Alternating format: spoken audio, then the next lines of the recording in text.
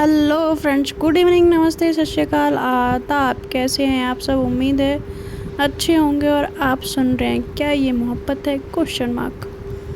तो चलिए सुनाते हैं। आप सबको तो पता ही है, याद ही होगा कि आप कहाँ सुन रहे हैं। शाली में एक खूबसूरत कहानी, शेयर एंड सब्सक्राइब। ओके, चलिए बढ़ते हैं आगे। तो प्रीवियस पार्ट दे लेते हैं। प्रीवियस पार्ट में आपने सुना था, क्या सुना था कि हमारी जो अफेंसी होती हैं वो बन चुकी होती हैं डिटेक्टिव, और उनको अब पता लगाना है कि ये गड़बड़ी कहाँ से हो रही है। उसके लिए उन्होंने एक बंदे को बुलाया होता है। वो बंदा भैया और शातिर, वो पहले से ही सारा काम करके आया होता है। तो चलिए अब बताते हैं कि आगे की कहानी क्या हुई है। तो बता देते हैं। तो हमारी जो वंशी होती हैं वो काफ़ी ज़्यादा खुश हो जाती हैं। इधर उन्होंने स्नेहा और जो लड्डू होते हैं उनको डांट पड़ी होती है, काफ़ी ज़्यादा डांट पड़ी होती है। और ये डांट कहीं न कहीं उनको थोड़ा बहुत डिस्टर्ब कर चुका होता है, बुरा लगा होता है हमारे लड्डू को। ऐसे स्नेहा को डांट खाते हुए देख के मतलब उनको अच्छा नहीं लगा होता है, और उनके दिमाग में ये चीज़ें चल रही होती हैं कि जीजू ने अच्छा नहीं किया। भाई ऑफ कोर्स हर किसी को बुरा लगता है। इधर जॉन आते से ही इनका काम शुरू हो जाता है। हमारी अवंशिका कहती हैं कि अब स्टार्ट करो, कहानी कहाँ से स्टार्ट हुई है, मुझे वो जानना है, बस वो बताना जो मैं जानना चाहती हूँ, बाकी और कुछ नहीं। तो वो बताना स्टार्ट करता है और कहता है कि मैम कहानी तो बहुत पहले स्टार्ट हो गई, आपने ध्यान ही नहीं दिया, और आपने जो ध्यान नहीं दिया ये उसी का नतीजा है। और दूसरी चीज़ कि ऑफिस में आप नहीं थी तो ये बड़े इजीली ये काम हो पाया। तो कहती हैं कि उसके पीछे कौन है, क्या वो नाम तुम्हें पता है? तो कहते हैं कि जॉन कहता है कि मैम नाम तो नहीं पता है बट बहुत जल्दी पता चल जाएगा, तो मैं आपको बता दूंगा, मैं उसी के पीछे लगा हुआ हूँ। तो कहती हैं कि कितना वक्त लगेगा? तो कहते हैं कि बस इतना जान लीजिए मैम कि ये आपका कोई करीबी है, और ये सारे इन्फॉर्मेशन आपको भी पता है कि इतनी आसानी से बाहर नहीं जा सकते। तो कहती कि वो मुझे पता है, बस वो बताओ कि वो इंसान मेरे करीबी है तो वो मेरा बुरा क्यों चाहता है, वो रीज़न पता करो। वो जब रीज़न ही नहीं होगा तो कोई बात ही नहीं होगी। कहते हैं कि जी मैम मैं पता करके बताता हूँ। तो ये जो होता है कि ठीक है मैं पता करके बताता हूँ आपको जैसे मुझे इन्फॉर्मेशन मिलती है। तो कहती हैं कि ठीक है ओके।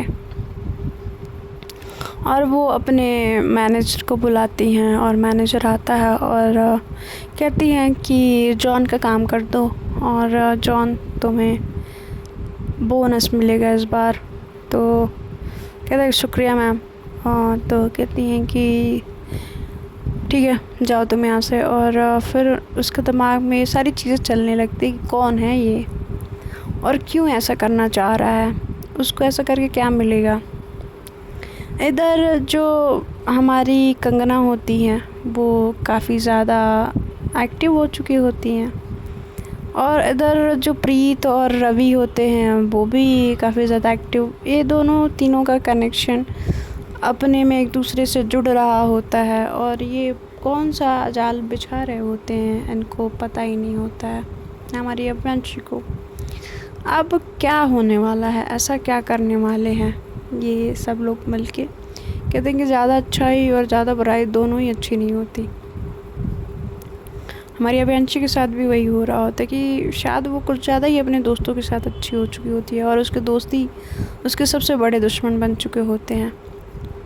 इधर हमारी जो रैना होती हैं वो इधर से डाइनिंग टेबल पे इन सब का जो भी नाटक होता है वहाँ से नाटक ख़त्म होते ही सब लोग खाना खा के अपने अपने रूम में चले जाते हैं, और फिर से एक बार फिर रैना के दिमाग में वो सारी चीज़ें घूमने लगती हैं कि क्या है उस कबर्ड में और क्या रखा है कि अव्यांशी ने उस कबर्ड में ही ऐसा बनवाया है। मेरे में तो नहीं है, हालांकि हमारा कबर्ड तो सेम है। और वो उसके दिमाग में बहुत सारे सवाल चल रहे होते हैं, और उसकी चाबी कहाँ है। वैसे तो अव्यांशी मुझसे कुछ छुपाती नहीं है, बट इसमें चाबी की क्या ज़रूरत। और उनको पता तो है कि मेरे अलावा वो कबर्ड यूज़ कौन करेगा। अब ये सोचे जा रही होती हैं और वो सीढ़ियाँ चढ़ रही होती हैं, उनका पैर स्लिप होने वाला होता है। तब तक हमारी जो आयशा होती हैं आ जाती हैं। आयशा आती कहती भाभी, तो कहती हैं कि संभालिए अपने आप को। वो उनका हाथ पकड़ लेती हैं, वो संभल जाती हैं। तो फिर से एक बार वो बच जाती हैं और गिरने से फिर वो बच जाती हैं। और वो कहती हैं कि थैंक यू आयशा। तो कहती हैं कि भाभी आप परेशान लग रही हैं। तो कहती हैं कि नहीं, मैं परेशान नहीं, ठीक है सब। तो कहती हैं कि भाभी आपको पता है ना आप झूठ नहीं बोल पाती। तो कहती हैं कि नहीं मैं झूठ नहीं बोल रही, मैं सच बोल रही। तो कहती हैं कि आपकी शक्ल से दिख रहा है, बताओ जल्दी से क्या सोच रहे हो। तो कहती है कि आयशा तो कहती है कि क्या जो वो बोलो ना। तो कहती है कि वो अभी के रूम में जो कबर्ड है उसमें एक ड्रॉर है, तो उस ड्रॉर की चाबी कहाँ है। तो कहती क्या भाभी भूल के भी मत छूना, दी बहुत गुस्सा करेगी। तो कहती हैं कि क्यों, उसमें ऐसा क्या है। तो कहती हैं कि पता नहीं, वो बचपन से ही मैं देखती आ रही हूँ दीदी किसी को वो छूने नहीं देती है। और अगर दीदू को पता चला ना कि आपने उसको हाथ लगाया तो पता नहीं आपके साथ क्या करे। तो कहती हैं कि डरा क्यों रही हो। तो कहती हैं कि डरा नहीं रही हो अभी, वो पता नहीं क्यों किसी को नहीं छूने देती। यहाँ तक कि दादी तक वो कबर्ड का ड्रॉर नहीं खोल पाई थी। दादी ने बार बार चाबी मांगा मगर दीदू ने नहीं दिया। तो कहती हैं कि पर उसमें है क्या और उसकी चाबी कहाँ है। तो कहती हैं वो तो मुझे भी नहीं पता, पता नहीं कुछ इम्पोर्टेंट चीज़ होगी। तो उसके घर में पूरे घर में एक अलग सी चीज़ होती है, एक बड़ा पॉइंट नोट करने वाली होती है कि उसके पूरे घर में उसके पापा की जो तस्वीर होती है बस एक ही जगह होती है और घर में कहीं नहीं होती है।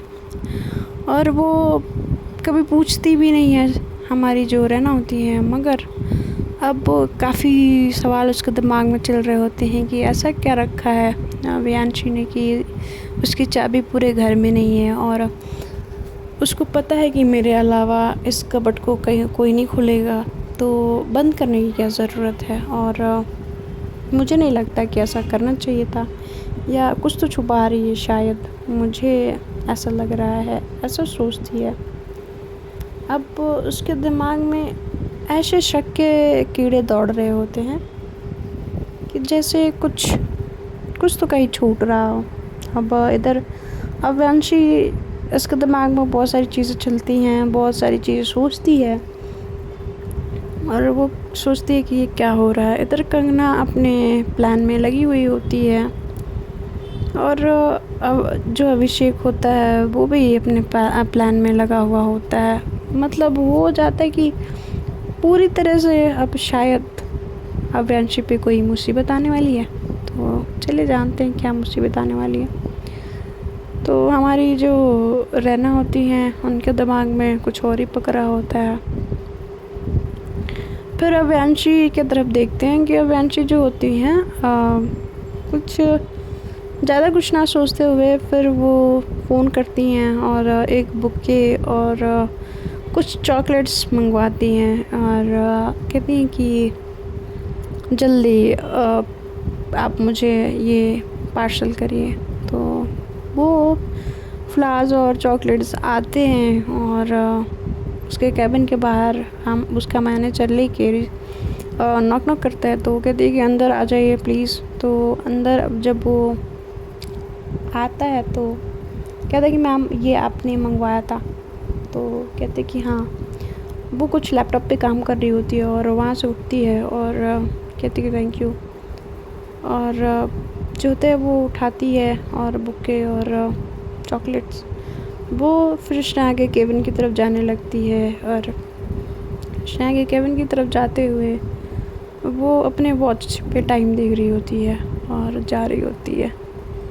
जाते हुए फिर लड्डू और जो हमारी अव्यांशी होती है टकरा जाते हैं, और अव्यांशी से टकराते ही लड्डू के मुंह पे 12 बज जाता है और कहती हैं कि जीजू मैम सॉरी। तो कहती हैं कि घबरा क्यों रही हो लड्डू। तो कहती हैं कि वो मैम वो गलती से। तो कहती हैं कि घबराओ मत, चलो आओ कुछ बात करनी है। वो स्नैक कैबिन की तरफ उसको लेके कहती है कि आ जाओ, और दोनों को खड़ा कराती है साथ में और कहती है कि मैंने जो पहले तुम दोनों पे गुस्सा किया उसके लिए मैं माफ़ी चाहती हूँ, और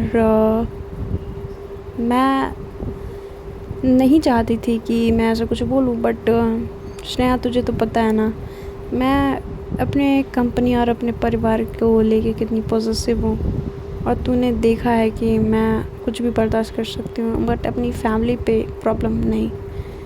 तो कहती हैं कि मैं जानती हूँ यार अव्यांशी तू ऐसे मत कर। तो वो उसको वो चॉकलेट और बुके कहती है कि प्लीज़ माफ़ कर दे यार तुम दोनों। तो वो ऐसे इतने प्यार से सॉरी बोलते हुए अव्यांशी को लड्डू बड़े प्यार से देख रही होती है। कहती है कि जीजू आप सो स्वीट। तो कहती हैं कि तो फिर कहती है सॉरी मैम। तो कहती हैं कि चलेगा। हाँ, तो कहती हैं कि अरे यार डराना बंद कर यार अव्यांशी, तू मेरी गर्लफ्रेंड को इतना क्यों डरा रही है। तो वो फिर देखती है उसके तरफ और जो स्नेहा की तरफ। तो कहती है कि हाँ मुझे सब पता है ठीक है, और तुम दोनों ने जो अभी ये किया ना तो ठीक है, अभी चलेगा ये सब। तो कहती हैं कि हाँ मुझे भी पता है। तो कहते हैं कि तुम दोनों गले लग जाओ, अब मेरे इतने टाइम के बाद मिले हो तो गले लगो पहले। तो दोनों मतलब तीनों ग्रुप हग करते हैं और कहती हैं फिर से एक बार हमारी अव्यांशी सॉरी बोलती हैं। तो जैसे ही सॉरी बोलती हैं वो जो हमारी स्नेहा होती कहती ओ माय गॉड तूने अभी क्या बोला। तो कहती कि सॉरी। तो कहते कि मतलब तू सॉरी अव्यांशी सिंह देव तू सॉरी बोल रही है। अरे वाह, हमारी भाभी के आने से कुछ ज़्यादा ही चेंजेस हो गए हैं ना, हैं तेरे में तहज़ीब और तमीज़ आ गई है। तो कहती कि ओए सुन, मैं पहले से ही तहज़ीब और तमीज़ के साथ थी। तो कहती कि चुप रह, तुझे जो पहले वो बोलती है लड्डू तुम्हें पता है अगर अव्यांशी को जो पहले कॉलेज टाइम में देख लेना तो वो डर जाता था। तो कहती कि वो मैं भूत नहीं हूँ ठीक है कि डर जाता था यार, तू जैसे ऐसे बता रही है बहुत बड़ा चढ़ा के बता रही है, ऐसा कुछ नहीं है।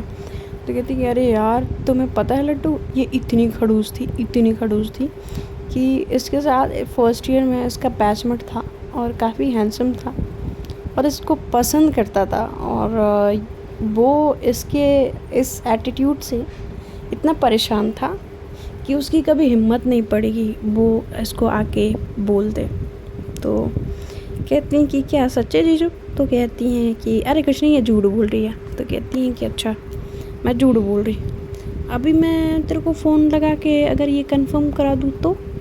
कहती है बस कर यार रहने दे, मतलब कितनी मतलब करेगी, अब हद हो गई है यार। मैं सॉरी बोलने के लिए आई थी और तुम दोनों मेरी टांग खींचने पे लग गया, मैं जा रही। तो कहती है अरे सुन तो पहले सुन तो ले यार, अभी भाभी के साथ तो गई थी तो कुछ बात आगे बढ़ी या फिर से वापस आ गई तू मेरी नाक कटा के। तो कहती कि तू मतलब ये पूछने के लिए मुझे रोकी। तो कहती हैं कि हाँ, और हमारी जो स्नेहा होती हैं वो अवियांशी को छेड़े जा रही होती हैं और वो कहती हैं कि भूल मत कि मैं तेरी यहाँ पे बॉस हूँ। तो कहती हैं कि बॉस तू और चल ना। तो कहती है कि और डर नहीं रही है तू अभी? मैं तो कहती है कि देख, जब तू गुस्से में होती तब डर लगता है, जब नहीं होती ना तो तेरे से डर नहीं लगता, चुपचाप रह बैठ यहाँ पे। तो कहती हैं कि और मेरे को बता हुआ क्या था तुम दोनों में। तो कहती है कि मैं कुछ नहीं बता रही, मैं जा रही। तो वो थोड़ा शर्मा सी रही होती है, उसके फेस पे एक अलग सी ही चमक होती है और कहती है कि आए हैं मेरे शाहरुख खान, शर्मा रही है तू? तो कहती है कि हाँ यार मुझे भी शर्म आती है, ऐसी बात नहीं। कहती है कि पहली बार इस तरीके से तू रुक जा, 1 मिनट अपना फ़ोन निकालती है और एक फ़ोटो लेती है। कहती है कि ऐसे ही तू रहे। तो कहती हैं कि अब बहादुरी में जा रही है, वो लड्डू हंस रही होती है और वो वहाँ से अवियांशी चली जाती है।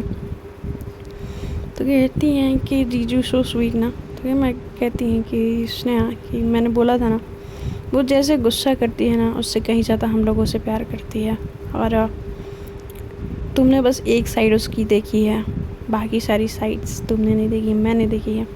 और मैं उसके साथ गलत करना जा रही थी।